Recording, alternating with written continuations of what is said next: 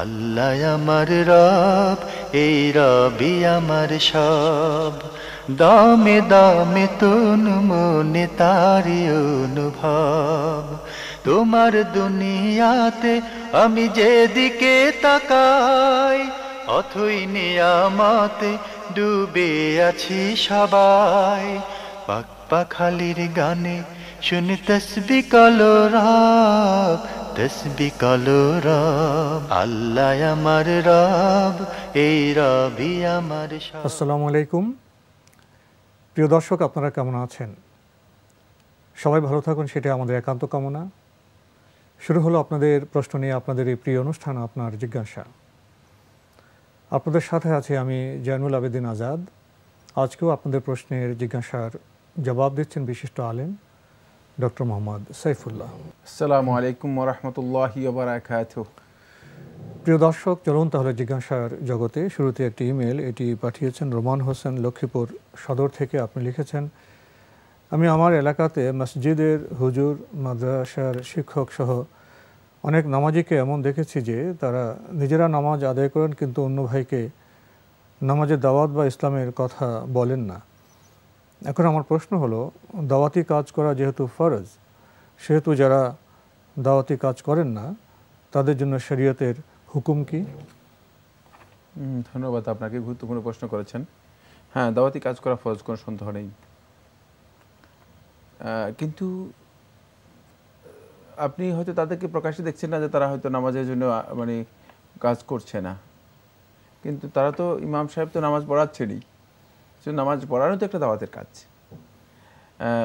সরাসরি আপনার দৃষ্টিভঙ্গিতে হয়তো প্রকাশ্যে আপনি মনে করতেছেন যেটা সেটা করছে না, কিন্তু এরা সবাই হয়তো কম বেশি দাওয়াতের সাথে জড়িত রয়েছে। কিন্তু খেয়াল রাখতে হবে সেটা হলো, আমরা আমাদের ধারণা অনুযায়ী অন্যের উপর হুকুম দিলে চলবে না। অনেকে দেখা যায় যে আমি মনে করি যে আমি যেই দাওয়াতি কাজ করতেছি, এই দাওয়াতি কাজ অন্যরা না করলে তাহলে সে দাওয়াতি কাজ করলো না। ব্যাপারটি এমন নয়। দাওয়াতি কাজের ধরন আছে, পর্যায় আছে। দাওয়াতি কাজ শুধুমাত্র একজনকে আপনি দেখলে নামাজে আসেন বললেন এটাই কি দাওয়াতি কাজ, একটাই দাওয়াতি কাজ না, এটাও একটি দাওয়াতি কাজ। আমি এটাকে বলছি না যে এটি দাওয়াতি কাজ নয়, কিন্তু আরও ধরন আছে, আরও বিভিন্ন প্রকৃতির আছে। সেই ক্ষেত্রে যিনি মসজিদে ইমামতি করছেন তিনি তো মসজিদের বড় ধরনের দাওয়াতি কাজ করছেন। দাওয়াতের এস্টাবলিশড করার জন্য মৌলিক যে কাজ আছে সে দায়িত্ব তার উপর ন্যস্ত করা হয়েছে। তাই তাকে আপনি দাওয়াতি কাজ করছেন না। যিনি মুয়াজ্জিন আজান দিচ্ছেন তিনি কি দাওয়াতি কাজ করছেন না? তো নামাজের ঘোষণা দিয়ে মানুষদেরকে নামাজে আসার জন্য আহ্বান করছেন, এটা একটি দাওয়াতি কাজ। যিনি মাদ্রাসায় লোকদেরকে দ্বীনের জ্ঞান দিচ্ছেন, ইসলাম সম্পর্কে জানাচ্ছেন, ইসলামের জ্ঞান দিয়ে তাদেরকে আলেম তৈরি করছেন, তারা দাওয়াতি কাজ করছেন। এই জন্য দাওয়াতি কাজের পর্যায়গুলো আপনাকে বুঝতে হবে। অনেকে তো লিখেও দাওয়াতি কাজ করছেন। হ্যাঁ, পত্র পত্রিকায় বিভিন্ন ধরনের লেখা দিয়ে যারা আজকে লিখনির মাধ্যমে মানুষের কাছে পৌঁছাচ্ছেন, এটাও দাওয়াতি কাজ। সুতরাং দাওয়াতি কাজকে আপনার মগজ অনুযায়ী যদি শাসন করতে যান বা হুকুম লাগাতে যান, তাহলে কিন্তু দাওয়াতি কাজের হুকুম ভুল হয়ে যাবে। এই জন্য এটা ভুল কাজ। কিন্তু কেউ যদি ইচ্ছাকৃতভাবে দাওয়াতের সাথে নিজেকে সম্পৃক্ত না করে, অবহেলা করে দাওয়াতি কাজ থেকে নিজেকে দূরে রাখে, অবশ্যই তিনি গুনাহগার হবেন, কোনো সন্দেহ নেই। বরং কোনো কোনো ক্ষেত্রে তিনি বড় ধরনের গুনাহের মধ্যে লিপ্ত হবেন। যদি সেখানে দাওয়াতের অভাব থাকে, লোকেরা দাওয়াতি কাজে লিপ্ত না থাকে, কিন্তু যদি পর্যাপ্ত পরিমাণে দাওয়াতি কাজ হয় এবং দায়ীরা আছে দাওয়াতি কাজ করছে, মোটামুটি যথেষ্ট দাওয়াতি কাজ হচ্ছে, সেক্ষেত্রে যদি কেউ কোনো কারণে অজুহাত দেখিয়ে পিছিয়ে থাকেন তাহলে তিনি গুনাহগার হবেন, কিন্তু বড় গুনাহ হবে না। কিন্তু তিনি দাওয়াত থেকে দূরে থাকার কারণে গুনাহগার হবেন। কিন্তু যদি এমন হয় যে যখন দাওয়াতটা ফরজে আইন হয়ে যায় এবং দাওয়াত দেওয়ার মতো লোক না থাকে, দাওয়াতের অভাব থাকে, লোকদের মাঝে দাওয়াতি কাজ যেভাবে হওয়া দরকার সেভাবে না হয়ে থাকে, সেক্ষেত্রে যদি কেউ ইচ্ছাকৃতভাবে দাওয়াত থেকে পিছিয়ে থাকেন তিনি অবশ্যই বড় গুনাহের মধ্যে লিপ্ত হবেন। ভাই রোমান হোসেন, আপনি ইসলামের দাওয়াত এবং প্রচারের ব্যাপারে আমাদের দৃষ্টি আকর্ষণ করেছেন, আপনাকে ধন্যবাদ। আপনি আরও লিখেছেন, নামাজে অধিক মনোযোগী হওয়ার উপায় কি? নামাজে মনোযোগী হওয়ার উপায় অনেক। এ বিষয়ে শেখ মোহাম্মদ সালেহ আল মুনাজ্জিদ হাফিজাহুল্লাহ তাআলা তিনি একটি কিতাব লিখেছেন, আরও অনেকেই পরবর্তী সময়ে লিখেছেন। দেখতে পাবেন অনেকগুলো বই আছে নামাজের মধ্যে মনোযোগ তৈরি করার জন্য, যাতে মনোসংযোগ নামাজের মধ্যে খুব নিবিড় করা যায়, এই জন্য কী কী পদ্ধতি অনুসরণ করতে হয় সে বিষয়গুলো রয়েছে। আমি মৌলিক 3টি কাজের কথা স্পষ্ট করে বলবো, যাতে করে মানে এগুলো হচ্ছে মৌলিক কাজ, বাকি অনেকগুলোই উল্লেখ করেছেন, তবে এই 3টি হচ্ছে মৌলিক কাজ। প্রথম কাজ হচ্ছে আত-তাহারাতুল কামিলা, পরিপূর্ণরূপে একজন ব্যক্তি তাহারাত হাসিল করবে, পবিত্রতা হাসিল করবে। মানে পবিত্রতার ক্ষেত্রে যদি মানে তার মানে কোনো ত্রুটি থেকে যায়, তাহলে সেখানে মনোযোগ তার আসবে না, কারণ সেখানে শয়তান থেকে যাবে, তো শয়তান সেখানে এসে ওয়াসওয়াসা দেওয়ার জন্য চেষ্টা করবে। সালাতের যে মনোযোগ রয়েছে সে মনোযোগ বিনষ্ট করবে শয়তান তার এই তাহারাতের মানে ত্রুটির মানে সুযোগ নিয়েই। এটা হলো প্রথম পয়েন্ট। দ্বিতীয় পয়েন্ট হচ্ছে সেটা হলো সালাতকে উপলব্ধি করা।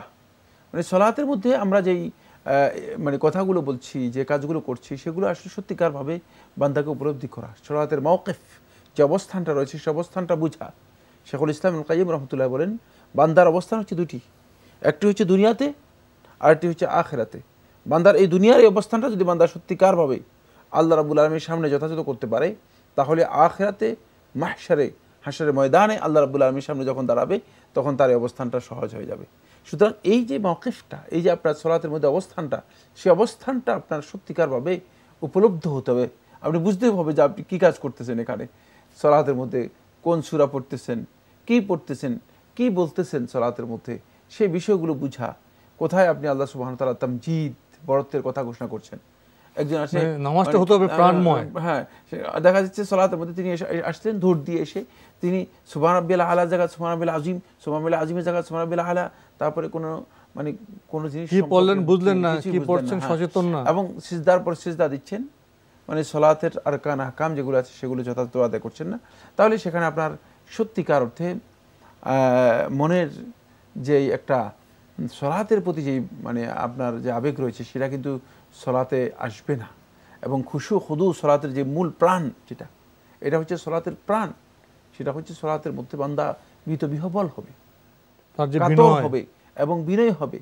সেই বিনয় হওয়ার সেই সুযোগটুকু সেখানে আসবে না, যেহেতু আপনি আসলে কি বলছেন সেটাই আপনি জানেন না। এটা হলো দ্বিতীয় নম্বর পয়েন্ট। তৃতীয় নম্বর পয়েন্ট যেটা, সেটা হচ্ছে সালাতটা আল্লাহ নবী সাল্লাল্লাহু আলাইহি ওয়াসাল্লামের দেখানো সুন্নাত তরিকা অনুযায়ী আদায় করতে হবে। সালাত খাহেশ অনুযায়ী আদায় করলে চলবে না। মন চাইলো যেভাবে সেভাবে সালাত আদায় করলেন, রুকুর কোনো খবর নেই, সিজদার কোনো খবর নেই। আবু হুরায়রা রাদিয়াল্লাহু তাআলা বর্ণনা করেন, এবং ওমর ইবনুল খাত্তাব রাদিয়াল্লাহু তাআলা থেকে দুইজন থেকে বর্ণিত হয়েছে, বলেন ইউসাল্লি রাজুলু 60 আমান, কোন ব্যক্তি 60 বছর পর্যন্ত সালাত আদায় করে থাকে, লাম ইয়াকবালিল্লাহু সুবহানাহু ওয়া তাআলা সাজদাতান ওয়াহিদাতান মিন, তার কাছ থেকে আল্লাহ তাআলা একটা সিজদাও কবুল করেননি। 60 বছর সালাত আদায় করে একটা সিজদাও কবুল হয় না কেন? ক্বালু ইয়া আবা হুরায়রা, প্রশ্ন করলো, জানতে চাইলো, ইয়া আবু হুরায়রা, এটা কিভাবে সম্ভব? কাল, তিনি বললেন, লাম ইউতিম রুকুআহা ওয়ালা সুজুদাহা ওয়ালা খুশুআহা ওয়ালা খুদুআহা, সালাতের রুকু সিজদা এগুলো কোনোটাই পরিপূর্ণভাবে আদায় করে নেই, যেভাবে করা দরকার। নবী সাল্লাল্লাহু আলাইহি ওয়াসাল্লামের দেখানো তরিকায় সালাত আদায় না করলে সত্যিকার এই সালাতটুকু মানে শুধুমাত্র উঠবস এর মতো, মানে আপনি একটা প্র্যাকটিস করলেন, অভ্যাস করলেন। হ্যাঁ, এটি ইবাদত হবে না, বরং আদাত হবে। খুব সুন্দর শব্দ বলেছেন, ইবাদত হবে না, সেটা আদাত হবে। এই জন্য ইবাদতকে মানে আদাতে রূপান্তরিত করলে চলবে না, বরং ইবাদতকে ইবাদতের পর্যায়ে রাখতে হবে। সেই পর্যায়ে রাখতে হলে নবী সাল্লাল্লাহু আলাইহি ওয়াসাল্লামের সুন্নাহ অনুযায়ী যদি আদায় করেন, দেখবেন যে আপনি আপনার এমনিতেই এর মধ্যে মনোসংযোগ চলে এসেছে, এবং আপনি এর মাধ্যমে আল্লাহ রাব্বুল আলামিনের সন্তুষ্টি অর্জন করতে পারছেন। এবং আরেকটা জিনিস অর্জন করবেন, যেটা নবী সাল্লাল্লাহু আলাইহি ওয়াসাল্লাম বলেছেন, জুইলাত কুররাতু আইনি ফিস সালাহ, যে সালাতের মধ্যে আমার চক্ষু শীতলকারী বিষয় আল্লাহ রাব্বুল আলামিন নির্দিষ্ট করে দিয়েছেন, সালাতের মধ্যে রয়েছে।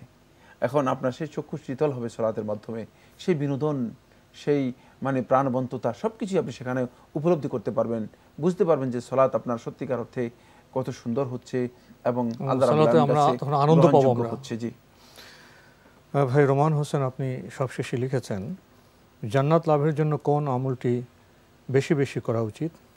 আল্লাহ নবী সাল্লাল্লাহু আলাইহি ওয়াসাল্লামের কাছে সুফিয়ান ইবনে আব্দুল্লাহ সাকাফি রাদিয়াল্লাহু তাআলা আনহু এসে প্রশ্ন করলেন, হে আল্লাহ রাসূল সাল্লাল্লাহু আলাইহি ওয়াসাল্লাম, একটা প্রশ্ন করব, আর বেশি প্রশ্ন করব না, এরপর আর কাউকে জিজ্ঞেস করব না। সুতরাং ওই সেই প্রশ্নের মতো আপনি একটা প্রশ্ন করেছেন, যে আল্লাহ নবী সাল্লাল্লাহু আলাইহি ওয়াসাল্লাম বললেন, কুল আমানতু বিল্লাহি সুম্মা ইসতাকিম। উত্তর সহজ করেছেন, প্রশ্ন যেভাবে করেছেন ঠিক নবী সাল্লাল্লাহু আলাইহি ওয়াসাল্লাম উত্তরটাকেও সহজ করে দিয়েছেন। কুল, বলে দাও, আমানতু বিল্লাহ, আমানতু বিল্লাহ। আল্লাহর প্রতি ঈমানের যে স্বীকৃতি রয়েছে সেটাকে নিজের জীবনে বাস্তবায়ন করতে হবে। ঈমানের যে হুকুকগুলো রয়েছে সেগুলো জানতে হবে, জেনে সেগুলো নিজের জীবনে বাস্তবায়ন করতে হবে। সকল ঈমানদার হলে চলবে না, সত্যিকার ঈমানদার হতে হবে, ঈমানের দাবিগুলো পূরণ করতে হবে। সুম্মাস্তাকিম, তারপর এর দাবিগুলো পূরণ করার জন্য সেখানেই মুস্তাকিম থাকতে হবে, অটুট, অবিচল, অটল থাকতে হবে। এদিক সেদিক করা যাবে না, ডান বাম করার সুযোগ নেই। যখন এই কথা বলেছে তখন সুফিয়ান ইবনে আব্দুল্লাহ সাকাফি রাদিয়াল্লাহু তাআলা আনহু আল্লাহ নবী সাল্লাল্লাহু আলাইহি ওয়াসাল্লামকে বললেন যে নবী সাল্লাল্লাহু আলাইহি ওয়াসাল্লাম, মানে এটা তো কঠিন মনে হচ্ছিল, কারণ এটা কথা খুবই সংক্ষিপ্ত, কিন্তু বিষয়টি এত বিস্তারিত এবং এত কঠিন যে বলে এই ক্ষেত্রে আমি সবচেয়ে বেশি কোন জিনিসটাকে গুরুত্ব দিব। যিনি প্রশ্ন করেছেন তিনি আল্লাহ নবী সাল্লাল্লাহু আলাইহি ওয়াসাল্লাম সাহাবী, এবং সাহাবীর বক্তব্য থেকে বোঝা যাচ্ছে তার প্রজ্ঞা কত বেশি। তখন আল্লাহ নবী সাল্লাল্লাহু আলাইহি ওয়াসাল্লাম সব কাজকে মুস্তাকিম রাখার জন্য, সব কাজকে সহজ সরল রাখার জন্য একটা নির্দেশনা দিলেন, অতিরিক্ত নির্দেশনা দিলেন না, একটি বিষয় নির্দেশনা দিয়ে দিলেন। বললেন, আল্লাহ নবী সাল্লাল্লাহু আলাইহি ওয়াসাল্লাম ইশারা করলেন জিহ্বার দিকে, এই জিহ্বাটাকে ঠিক রাখবে। এখানে যদি ঠিক রাখতে পারে সব কিছু ঠিক। তাই মানুষ সত্যিকার মুস্তাকিম হতে হলে ততক্ষণ পর্যন্ত মুস্তাকিম হতে পারবে না যতক্ষণ পর্যন্ত তার জিহ্বা ঠিক না হবে। আজকে মানুষ জিহ্বার মাধ্যমেই মূলত সবচেয়ে বেশি মানুষের বিচ্যুতি হয়। পদস্খলনের চেয়ে জিহ্বার স্খলন রয়েছে, এটা সবচেয়ে বেশি। আর এই কারণেই মূলত মানুষের মৃত্যু হয়, মানুষ অন্য লোককে আবার মৃত্যুর দিকে ঠেলে দেয়। আমার যে প্রশ্ন আপনার কাছে পেশ করেছিলাম সেটা জান্নাত লাভের জন্য কোন আমলটি বেশি বেশি করা উচিত? হ্যাঁ, সেটাই বলছিলাম যে তাহলে আমাদেরকে নিজেদেরকে সংযত করতে হবে। নিজেদের বক্তব্যের সংযতির উপর নির্ভর করছে মূলত অঙ্গ প্রত্যঙ্গের সংযতি, নিজেদের চিন্তা চেতনার সংযতি, সব কিছু মূলত সংযত হবে তখনই যখন আপনি সত্যিকারভাবে নিজের জিহ্বাকে সংযত করতে পারবেন। তাহলে জান্নাত লাভের জন্য এই আমলটি বেশি গুরুত্বপূর্ণ, জিহ্বাকে সংযত রাখা, কথা বলার আগে চিন্তা করা, এবং যা বলবো তা আমাদের করতে হবে, সেটা করতে হবে সব দিক থেকে। এখানে মানে এই সব বিষয় এখানে চলে আসলো। প্রিয় দর্শক, এবার আমাদের হাতে যে ইমেলটি, এটি পাঠিয়েছেন নাসরিন জাহিদা। আপনি লিখেছেন, একটি টিভি চ্যানেলে একজন আলেম বলেছেন যে হাদিসে বর্ণিত আছে, কোট, তোমাদের মধ্যে একজন যদি চাঁদ দেখে তবে তোমরা তার সাথে বাকি রাত উপভোগ করো ও পরের দিন ঈদ করো। তারপরে উনি বলেছেন যে এই হাদিস অনুযায়ী সারা দুনিয়ার মানুষ একই দিনে ঈদ করতে পারে, আর তাছাড়া সারা দুনিয়ার মানুষের চাঁদ দেখতে সময় লাগে মাত্র 17 ঘন্টার চেয়ে বেশি কিছু সময়। বাস্তবে সারা মানুষের কথা তো দূরে থাক, পাশাপাশি দুই বাড়ির লোক দুদিনে ঈদ করে। আসল সত্যটি কি একটু বুঝিয়ে বলবেন? রাসূলুল্লাহ সাল্লাল্লাহু আলাইহি ওয়াসাল্লাম হাদিসের বক্তব্যের মধ্যে এভাবে আসেনি। মানে আর এটি তোমাদের মধ্যে বলা হচ্ছে, মানে ওই অঞ্চলের মানুষ, যে অঞ্চলের মানুষ চাঁদ দেখেছে, তাহলে তাদেরকেই বলা হচ্ছে তারা চাঁদ দেখলে ঈদ পালন করবে। কারণ এটা একসাথে সারা পৃথিবীর সম্বোধন শুদ্ধ নয়। কারণ নবী সাল্লাল্লাহু আলাইহি ওয়াসাল্লাম সলাতের ব্যাপারে যে বিধান দিয়েছেন, আকিমুস সালাহ, তোমরা সলাত কায়েম করো, এটা কি একসাথে সারা পৃথিবীর সবাই একসাথে করতে পারবে? সুতরাং আমাদের থেকে সৌদি আরবের নামাজের ব্যবধান 3 ঘন্টা। হ্যাঁ, সুতরাং মানে পার্থক্য, যেটা বাস্তবতার কারণেই, যেহেতু সলাতের বিধান সূর্যের সাথে সম্পৃক্ত, সুতরাং সূর্যের উপর নির্ভর করেই তারা ইকামাতুস সালাহ করবে। সূর্য এক সময় উদিত অস্ত যায় না পৃথিবীতে, সূর্য একসাথে উদিত হবে না। আসুন, দ্বিতীয় মাসালা হচ্ছে এই চাঁদ দেখার ব্যাপারে নবী সাল্লাল্লাহু আলাইহি ওয়াসাল্লাম বিধান হচ্ছে চাঁদ দেখতে নবী সাল্লাল্লাহু আলাইহি ওয়াসাল্লাম বলেছেন এবং হাদিসের মধ্যে স্পষ্ট করেছেন, ওয়ালা তাসুমু হাত্তা তারাউল হিলাল, তোমরা চাঁদ না দেখে রোজা পালন করো না। ওয়ালা তুফতিরু হাত্তা তারাউল হিলাল, তোমরা চাঁদ না দেখে তোমরা ঈদ বা ইফতার করো না। রাসূলুল্লাহ সাল্লাল্লাহু আলাইহি ওয়াসাল্লাম স্পষ্ট করে বলে দিয়েছেন। তাই আমাদেরকে যেহেতু চাঁদ দেখার কথা বলা হয়েছে, তাহলে আমরা চাঁদ দেখার উপর নির্ভর করব। আমাদের ইফতার, আমাদের রোজা রাখা, এটা নির্ভর হবে মূলত চাঁদ দেখার উপর। এখন চাঁদ দেখার উপর এই বিধানও সারা পৃথিবীতে একসাথে প্রযোজ্য নয়। কেন প্রযোজ্য নয়? সেটা হচ্ছে সারা পৃথিবীতে একসাথে চাঁদ দেখা যায় না। সারা পৃথিবীতে একসাথে চাঁদ দেখার বিষয়টি একেবারেই ইম্পসিবল, একেবারেই ভুয়া কথা। বরং এটি যদি কেউ বলে থাকেন তিনি বাস্তবতার পরিপন্থী বক্তব্য দিয়েছেন। এটি সম্ভব নয়। এটা ভূগোলের মাধ্যমে গ্লোব স্পষ্ট করে দিয়েছে যে পৃথিবীর বিভিন্ন ভূখণ্ডে বিভিন্ন সময় চাঁদ দেখা যায়। আর এই চাঁদ দেখার বিষয়টি আপনি যে বলেছেন 17 ঘন্টা পার্থক্য, ভুল বলেছেন। 17 ঘন্টার পার্থক্য আপনি সূর্যের কথা বলেছেন, মানে সূর্যের 17 ঘন্টা অথবা কোথাও 24 ঘন্টা, মানে 22 ঘন্টার মতো হয়, কোনো কোনো গোলার্ধে গিয়ে 22 ঘন্টা হয়ে যায়। মানে এটি আপনি বলেছেন মূলত সূর্যের বিষয়, এটাও আপনার একটা ভুল কনসেপ্ট, চাঁদের ব্যাপারে নয়। কারণ সূর্য উঠে পূর্ব দিক থেকে, চাঁদ উঠে পুরা উল্টা পশ্চিম দিক থেকে। সুতরাং দুইয়ের সাথে সামান্যতম কোনো মিল নেই। সৌরবর্ষ আর চন্দ্রবর্ষের মধ্যেও পার্থক্য রয়েছে, মিল নেই। মানে একদিন দুই দিন পার্থক্য নয়, মানে সেখানে 11 দিন পার্থক্য রয়েছে। তাই এটাই প্রমাণ করে, যেহেতু 11 দিন পার্থক্য রয়েছে, মানে এটাই প্রমাণ করে যে মূলত মানে চাঁদ দেখার বিষয়টি নির্ভর করছে চাঁদ দেখবে তার উপর বিধান বর্তাবে, এবং সেখানেই চাঁদ দেখার পরেই সিয়ামের ঘোষণা হবে, চাঁদ দেখার পরেই ঈদের ঘোষণা হবে। এখানে নবী সাল্লাল্লাহু আলাইহি ওয়াসাল্লামের নির্দেশনা কি? খুব সহজ কথা। নবী সাল্লাল্লাহু আলাইহি ওয়াসাল্লামের নির্দেশনা হচ্ছে, নবী সাল্লাল্লাহু আলাইহি ওয়াসাল্লাম এই কাজটাকে ইন্ডিভিজুয়াল কাজ হিসেবে আখ্যায়িত করেন নাই। এটা একটা কালেকটিভ সাবজেক্ট, এটা সামগ্রিক বিষয়, এটা মানে আমাদের মানে এই অঞ্চলের রাষ্ট্রীয় ব্যবস্থার সাথে সম্পৃক্ত একটা বিষয়। এজন্য যখনই কোনো এলাকার কোনো জনপদের সরকার অথবা রাষ্ট্রীয় ব্যবস্থা অথবা সমাজ ব্যবস্থা, মানে যেখানে যেটা আছে, তারা যখন চাঁদ দেখার উপর নির্ভর করে সিয়ামের ঘোষণা দিবে, তখন সিয়াম পালন করতে হবে। আবার চাঁদ দেখার উপর যখন চাঁদ দেখে তারা বলবে যে হ্যাঁ আগামীকাল ঈদ, তাহলে তখন ঈদ পালন করতে হবে। এটাই রাসূলুল্লাহ সাল্লাল্লাহু আলাইহি ওয়াসাল্লামের নির্দেশনা, একেবারে স্পষ্ট হাদিস রয়েছে, আস-সাওমু ইয়াওমা ইয়াসুমুন নাস ওয়াল ফিতরু ইয়াওমা ইফতিরুন। সেদিনই সিয়াম শুরু হবে যেদিন সমস্ত মানুষ সিয়াম পালন করবে, মানে মানুষদেরকে সিয়াম পালনের ঘোষণা দেওয়া হবে। আর সেদিনই ইফতার হবে, ঈদ হবে, যেদিন মানুষ ইফতারের ঘোষণা দেবে, ঈদের কথা ঘোষণা দেবে সেদিন। নবী সাল্লাল্লাহু আলাইহি ওয়াসাল্লাম তাই করেছেন। নবী সাল্লাল্লাহু আলাইহি ওয়াসাল্লামের হাদিস দ্বারাও সেটা প্রমাণিত হয়েছে। নবী সাল্লাল্লাহু আলাইহি ওয়াসাল্লামের কাছে এক ব্যক্তি আসলেন, এসে বললেন যে আমরা চাঁদ দেখেছি। তখন নবী সাল্লাল্লাহু আলাইহি ওয়াসাল্লাম তাদেরকে মানে সাথে সাথে বলেন না যে ঠিক আছে এখনই তোমরা মানে ঈদ করো। নবী সাল্লাল্লাহু আলাইহি ওয়াসাল্লাম বলে যে আগামীকাল ঈদ করো, আগামীকাল ঈদের ঘোষণা দিলেন। তাহলে বোঝা গেল মানে বিধান অনুযায়ী হওয়ার কথা ছিল এখনই ঈদ করতে হবে, কারণ তারা তো চাঁদ দেখে গিয়েছে রাত্রেই, চাঁদ তো আর দিনে দেখে নেই। দিনে এসে রাসূল সাল্লাল্লাহু আলাইহি ওয়াসাল্লামকে বলতেছেন যে আমরা রাসূল সাল্লাল্লাহু আলাইহি ওয়াসাল্লাম আমরা চাঁদ দেখেছি রাত্রে। রাসূলুল্লাহ সাল্লাল্লাহু আলাইহি ওয়াসাল্লাম বলেছেন আগামীকাল আমরা ঈদের ঘোষণা দিলাম। বোঝা গেল যে এটি রাষ্ট্রীয় একটা বিষয়, যখন ঘোষণা দেওয়া হবে তখনই ঈদ হবে, এবং নবী সাল্লাল্লাহু আলাইহি ওয়াসাল্লাম সেভাবে ঘোষণা দিয়েছেন। এ বিষয়ে মূলত বিস্তারিত অনেক আলোচনা রয়েছে। মোদ্দা কথা হচ্ছে এটি বাস্তবতার পরিপন্থী বক্তব্য যে সারা পৃথিবীতে একসাথে চাঁদ দেখা যাবে। এ কথা যদি কেউ বলেন, তিনি আসলে হয়তো পৃথিবীর গ্লোব সম্পর্কে জ্ঞান রাখেন না, অথবা চাঁদের উদয় অস্ত সম্পর্কে তার কাছে সুস্পষ্ট ধারণা নেই। বোন, আপনি আরও লিখেছেন, আরেকটি টিভি চ্যানেলে একটি বহুল প্রচলিত হাদিস আপনি কোট করেছেন, বিদ্যা শিক্ষা করতে হলে সুদূর চীন দেশে যেতে হলেও যাও, আনকোট।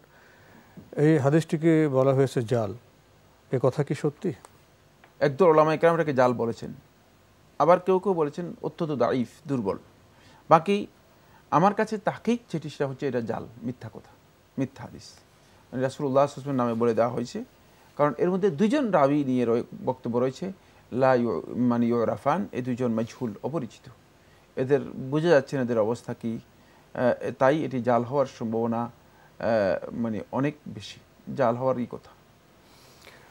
প্রিয় দর্শক, এবার আমাদের হাতে একটি চিঠি, এটি পাঠিয়েছেন মোসাম্মত রিনা খাতুন, পুঠিয়া, রাজশাহী থেকে। আগের চিঠি আপনার অনেকগুলো প্রশ্ন ছিল। আপনি লিখেছেন, আমি শুনেছি শুক্রবারের সন্ধ্যা থেকে শুরু করে শুক্রবারের দিন সূর্য ডোবা পর্যন্ত সূরা কাহাফ পড়লে পরবর্তী শুক্রবার পর্যন্ত নিরাপদ থাকা যায়, এটা সঠিক কি? আর এই সূরাটি শুক্রবারে পড়তে হয় কি? সূরাটির নাম কাহাফ না কাফ, এটা বুঝতে পারছি না, আপনি একটু কষ্ট করে বারণ করে বলে দেবেন। আপনি যে কথা শুনেছেন শুদ্ধ নয়। শুক্রবার সন্ধ্যা থেকে শুক্রবার সূর্যাস্তের আগ পর্যন্ত সূরা কাহাফ পড়লে না, এটি শুদ্ধ নয়। বরং শুক্রবার রাত থেকে পুরা শুক্রবার দিন সূরা কাহাফ পড়লে পরবর্তী জুমা পর্যন্ত তাকে আলোকিত করা হয়, তাকে সে আলোক প্রাপ্ত হয়। শুক্রবার রাত বলতে কি বৃহস্পতিবার সন্ধ্যার পর? বৃহস্পতিবার সন্ধ্যার পর থেকে থেকে শুক্রবার পুরা দিন পর্যন্ত, এটা হলো শুদ্ধ বক্তব্য। বাকি এটি সূরা কাহফ, এটা কাফ নয়, কাফ আরেকটি সূরা, কাফ ওয়াল কুরআনিল মাজিদ। আর সূরা কাহফ শুরু হয়েছে আলহামদুলিল্লাহিল্লাযী নাযালাল কিতাবা আলা আবদিহি লিয়াকুনা লিল আলামিনা নাযীরা, এই আয়াত দিয়ে শুরু হয়েছে। এটা হলো সূরাতুল কাহফ। তো আজকে আমাদের এখানে শেষ করতে হচ্ছে। আপনাকে অনেক ধন্যবাদ। আপনাকে অশেষ ধন্যবাদ। প্রিয় দর্শক, আমাদের এই দর্শক পবিত্র কোরআনের সূরা প্রসঙ্গে কথা বলেছেন, এর ফজিলত সম্পর্কে জানতে চেয়েছেন। আমরা তো পবিত্র কোরআন শুদ্ধভাবে পড়ব, এর অর্থ জানব এবং জীবনে সে অর্থ পালন করব। কিন্তু আমরা যদি নিজের সাথে কথা বলি, কোরআন শুদ্ধভাবে পড়া, অর্থ বোঝা এবং আমল করা, এদিক থেকে আমাদের অবস্থাটা কেমন? যদি খুব দুর্বল হয়, আসলে আমরা জাগ্রত হই, কোরআনের বিষয়ে আমরা আরও সমৃদ্ধ হই। চিঠি লিখুন, প্রশ্ন পাঠান আমাদের ঠিকানায়। পরিচালক আপনার জিজ্ঞাসা, এনটিভি, বিএসসি ভবন, 7ম তলা, 102 কাজী নজরুল ইসলাম এভিনিউ, কারওয়ান বাজার, ঢাকা 1215। আপনারা ইমেলও করতে পারেন। আমাদের ইমেল অ্যাড্রেস আপনার জিজ্ঞাসা @ntv.bd.com। প্রিয় দর্শক, আপনারা আমাদের অনুষ্ঠানে এনটিভি অনলাইনেও দেখতে পারবেন। ভিজিট করুন www.ntvbd.com। দর্শক, আপনারা সবাই নিরাপদে থাকুন, থাকুন শান্তিতে। আসসালামু আলাইকুম। আল্লাহ আমার রব, এই রবি আমার সব, দামে দামে তন মনে তারি অনুভব। তোমার দুনিয়াতে আমি যেদিকে তাকাই, অথই নিয়ামতে ডুবে আছি সবাই।